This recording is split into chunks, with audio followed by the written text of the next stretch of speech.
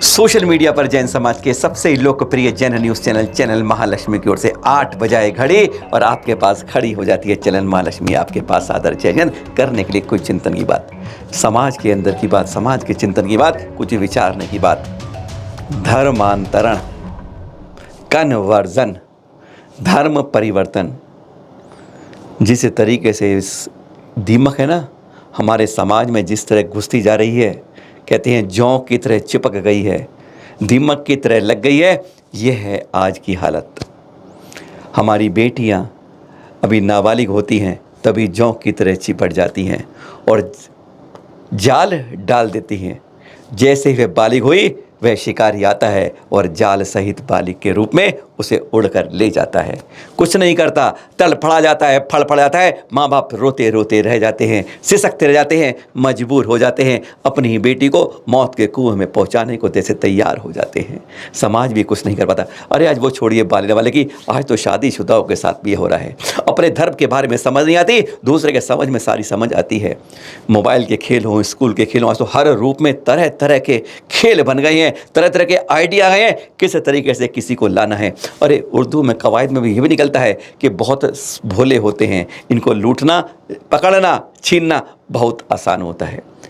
ऐसे में समाज क्या करे, ऐसे में माँ बाप क्या करें, कैसे बचाएं इसको, कैसे बचाएं अपनी इस युवा होती पौध को, कैसे ये जोंक हमसे हट पाए, कैसे हमारे अंदर ये दीमक ना लग पाए। कभी इस बारे में चिंतन में सोचा है कि करें क्या इसका।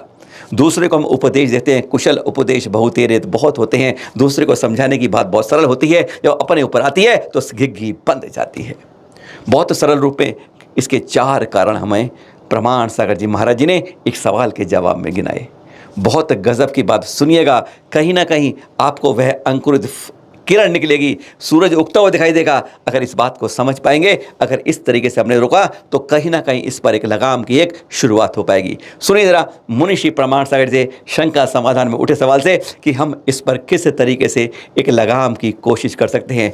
उन्होंने सही सरल रूप में बताया कि शुरुआत इससे बाहर से नहीं अंदर से करते हैं। सुनिए जरा मुनिषी से। औरों को रोकने की जगह पहले हमें अपने घर को संभालना होगा।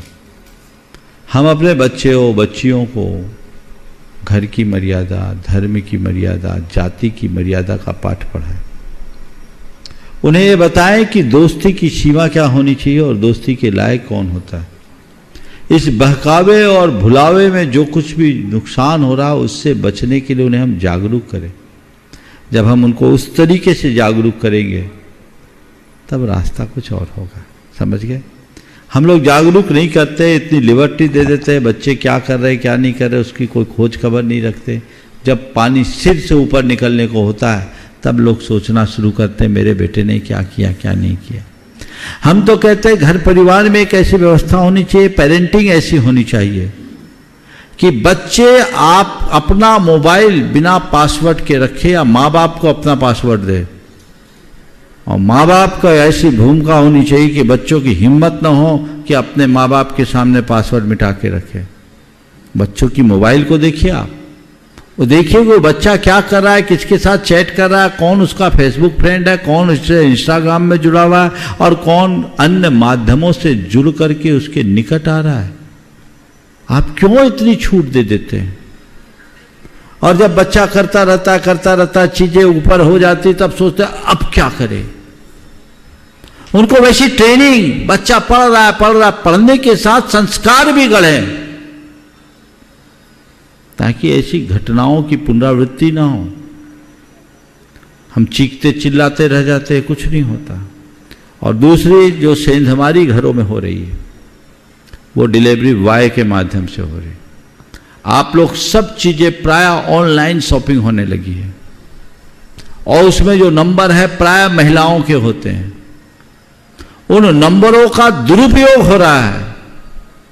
उसकी वजह से आपके घरों में अवांछित व्यक्ति का प्रवेश हो रहा है। आप कहां तक रोकिएगा? क्यों नहीं इस पर रोक लगाते, क्यों नहीं इसे रोकते?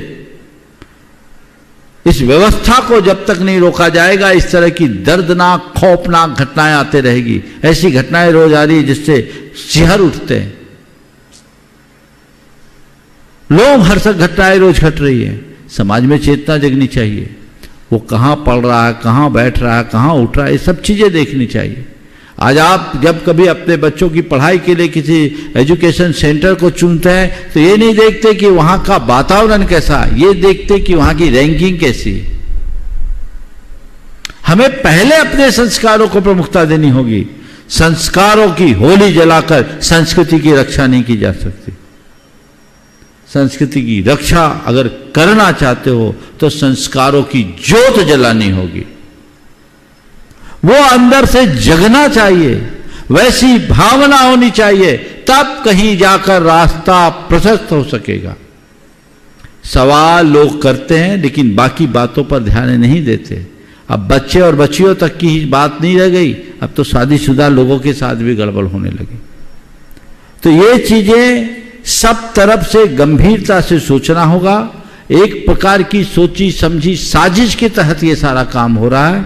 आप लोगों ने द केरला स्टोरी पर अभी आप लोग परिचित होंगे, मैंने तो केवल आप लोगों के मुख से उसके बारे में सुना। ये घटनाएं क्या कहती है, इसके बाद न जाने और कितने कितने प्रकार की घटनाएं रोज आए दिन हो रही है। तो उसकी जड़ को खत्म कीजिए। एक बातें हल्ला मचाने से दूर नहीं होगी, ये बातें चेतना जगाने से दूर होगी।